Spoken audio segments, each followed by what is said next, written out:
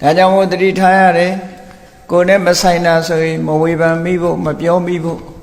ကိုယ်စိတ်ကိုတတိထားပြီးတော့မြတ်စွာဘုရားရဲ့ဆုံးမဩဝါဒရှိတယ်နာဟိ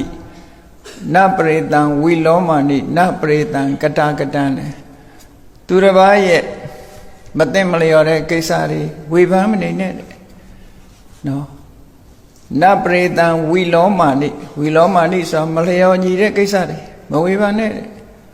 ဟောကတကတံလောက်တာမလောက်တာတွေတော့ဝေဖန်မနေနဲ့ဒီလိုဆိုလို့တယ်နော်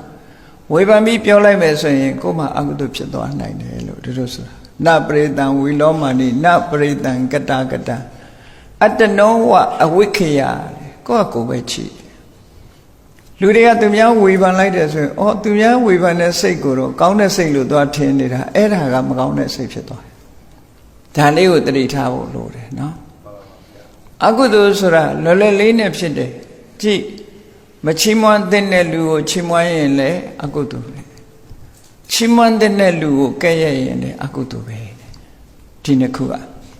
မြတ်စွာဘုရားဟောထားတဲ့ဒေသနာတော်တွေထဲမှာရှိတဲ့ကောကလေးကတော့အလွန်သတိထားရမယ့်ကိစ္စတွေပေါ့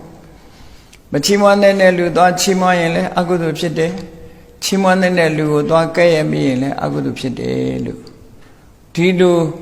လုံမိလို့ရှိရင်နှုတ်ကိုအကြောင်းပြုပြီးတော့လူတွေဟာဒုက္ခရောက်တတ်တယ်လို့